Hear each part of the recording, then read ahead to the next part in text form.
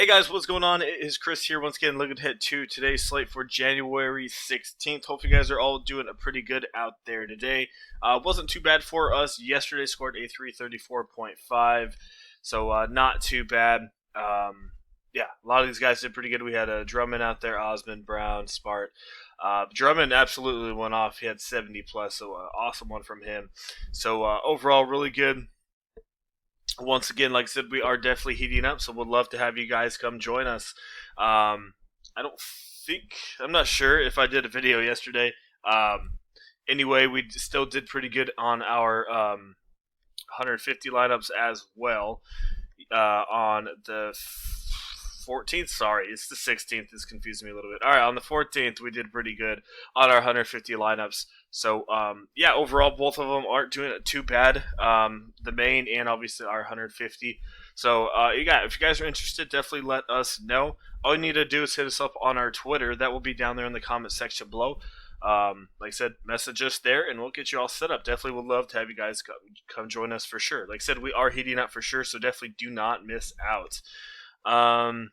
So yeah, like I said, that was for main. So yeah, let's go look at today's slate. We only have a 4-gamer, unfortunately. I think DK's 5. I'm not sure, but we got a small 4-gamer, maybe even a 3-gamer. We'll have to see. If that's the case, then I probably won't. I'll probably play $30 or something like that. I don't know. It might be chalky for sure. So let's get into it. Charlotte and Toronto. So these guys just played, as we know, just a couple days ago, and it was 108 to 100. Sorry, 111 to 108 score. For the most part, still respectable fantasy points numbers put up through both these teams. And yeah, let's go start with the point guards. We got LaMelo at 8K. My goodness, he's still playing only 25, 26 minutes. But like I said, man, this guy's productive. He had one dud against Dallas, but besides that, even in limited time, they're doing pretty good. I mean, I wouldn't be surprised maybe if they traded like Terry Rozier or Graham maybe in the future. Because, like I said, LaMelo needs to get in the starting lineup pretty soon. We'll have to see. Like I said, Terry Rozier or Graham does have a little bit of value to him, so they definitely could get a return. Like I said, I don't know everything about their contracts, but like I said, basically they just need to get LaMelo in there for sure. I know he's a rookie and all, but yeah, we'll see what they do. Anyway, LaMelo for sure in play. Lowry, I don't mind going back to the well with him. Not too afraid of Charlotte's defense here. So I do like Lowry. Terry at 6'9", he's up and down, honestly. He's a wild card play, so if you put him in there, just hope that he hits. Fred VanVleet, my goodness, what's going on with this dude? He had a 29% usage rate against Charlotte. He shot 20 times. He shot 15 times from 3. My goodness. I get he's been bad the last couple days, but if he's going to shoot 20 times, I still think he's worth a look. Like I said, usually... I mean, he's not good recently, but this guy's a shooter and he's going to go out there and shoot again. So maybe he'll be one of the lower owned Toronto guys out there. Devontae Graham, another guy. If he gets a couple more of his shots and his assists going, then he's going to get you 30, 35 fantasy points. So not too bad of an option. Siakam, don't mind him. We'll have to see if Gordon Hayward plays. Obviously, if Hayward's out, that helps the 3 point guards and shooting guard over there for Charlotte. OG, I don't usually like picking him, but Charlotte's not the greatest team with ball handling, so OG gets a couple steals. Caleb Martin looked pretty good for Gordon Hayward. He did get the start. I don't know if I'd go back there. He only shot 1 for 7, so that's the only iffy thing. He did have some couple of rebounds and assists, and I think he had a couple steals, 3 steals, so he had 9 right there. So overall, Martin really didn't do that good. If you take 9 points away from those steals, yeah, on paper it looks good, but he didn't really do much, so I'll probably pass. Chris Boucher, the guy's looking at crazy dynamite. Still coming off the bench though. Kind of like LaMelo Ball. Why are these guys on the bench? I get it. You need a good bench player for sure, but it's crazy. But he usually starts the second half anyway. So Boucher, obviously a good play. Washington, I'd rather have Boucher, but Washington still put up pretty good numbers. And that's mostly it. Like I said, Baines and Lynn aren't really playing anything. So, yeah, good one to target for sure. We have Miami and Detroit. This is the big wild card game. I don't. Maybe this game plays. Maybe it doesn't. As normal. A lot of these guys may come back today after COVID-19 protocols. This is like their first, I think, eligible day to come back. So we'll just have to see if they are ready to come back physically as well. Make sure they got enough practicing in and everything like that. So this game, honestly, I can't really say much about it because I don't know who's playing or who's not. Like I said, a couple of these guys are trying to come back. Bam and Dragic, and then also there's some injuries as well. Tyler Hero and Gabe Vincent. Those guys don't have any issues, but they have regular injuries. So yeah, I mean, who knows if this game even plays? If it does play, it just depends on who plays for Miami. If the main guys are out again, Bam and Dragic, I mean, got to go back to the normal guys. If Gabe Vincent plays, got to look at Vincent. Got to look at Hero if he plays. Kelly Olynyk, Duncan Robertson, Princess Anua. You just got to look at all the same guys for Miami if all those guys are out. On that Detroit side,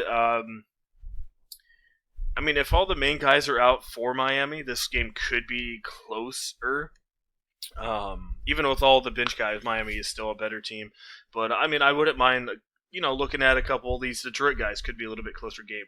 Even to blowouts, Grant's still playing 35, 40 minutes, so got to look at him at 79. I think he goes overlooked for sure. Maybe D-Rose, I guess. Well, like I said, I just can't really say too much about this one. So, yeah, definitely check the news on this Detroit game for sure. Like I said, hopefully it does play. Moving on to Philly and Memphis. So, Joel Embiid is going to be out in this one. And also, Ja Morant is questionable to return. They were supposed to play yesterday, but obviously that game with Minnesota did get postponed. So, if Morant plays probably 20-25 minutes, that's what they'll do. Ben Simmons definitely becomes in play. I do like Shake Milton as well.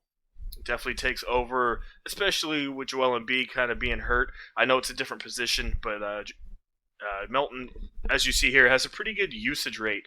And if, obviously Joel Embiid's out, if he's out, he's going to have about 25 to 30% usage rate here, even off the bench. So I do like Shake Milton. Maxey could be worth a look as well. Not good last time out, but he had Joel Embiid and Ben Simmons. So at a 21% usage rate, still shot 6 for 10, but didn't have as many assists as the last couple days. So Simmons being back could hurt him just a little bit. He might pick up a couple assists here. We'll have to see. Tobias Harris, I say it every time. Usually when Embiid's out, Harris does step up, so keep that one in mind. I do like Tobias. Clark's looking solid as well. Tony Bradley could come into play a little bit with Joel Embiid out. We'll have to see how many minutes he plays. Even in limited minutes, as you see, this guy is pretty productive, but he is 4-2. He's not bare minimum, so got to keep that in mind. Tillman, this dude came out of nowhere. He's playing limited minutes, but my goodness, he's being pretty productive. He's kind of earning himself some minutes here. Let me see. 1-8, 1-11. Yeah, I mean, you can look at him for sure. He's not playing a ton of minutes, but maybe a DK play. But who knows? Maybe look at him. Let me see what else we got going on. Val, maybe worth a look. Howard's only going to play about 20 minutes, so that's why Bradley could get a little bit of minutes. And Harris is going to play, small forward, power forward quite a bit. So that's what we got going on there. So Simmons, Milton, Tobias Harris are the main guys to be looking at. And moving on to our last one, Atlanta and Portland, a 235, and Portland by 4. So both these teams are coming off really bad losses. My bad. Atlanta lost last night to Utah, pretty bad, and then Portland just got annihilated by Indiana. They were trying to keep up with them. I was watching that game, but they kept up with them in the third, but then that was it. Brogdon and Sabonis were just killing it. When Nurk left, that was just no fair. So that's the other thing I want to bring up. After Jursof Nurk, after he left, their interior defense was absolute crap. I mean, I was watching that game. Sabonis and Turner were literally getting whatever they wanted. So, yeah, who knows, man? I mean, Capella and Collins definitely could be worth a look here with Nurk being out. Capella, he's not really an offensive guy, but he could get some putback dunks and maybe a couple offensive rebounds that could lead into points. So Collins, like I said, for sure worth a look. He's been absolute trash, but like I said, this could be an uptick game for him with that 236. So I don't mind going to him. Covington, he's been terrible. I wouldn't be surprised if he had a little bit better game here. He's going to have to control a little bit more, get a couple more rebounds. Only had one last game, but with Nurk being out, probably get about 2 to 3 more. So I don't mind Covington. I know he's been absolute trash, but GPP only. Cantor's going to be chalk. He's going to play about 20, 25 minutes. Giles, maybe. We'll have to see how his rotation goes.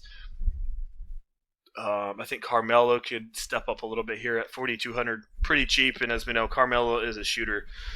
Had a 25% usage rate in 22 minutes, so I don't mind Carmelo at 42. Probably my favorite cheap guy so far. McCollum still worth a look at 9,200. How did Cam do?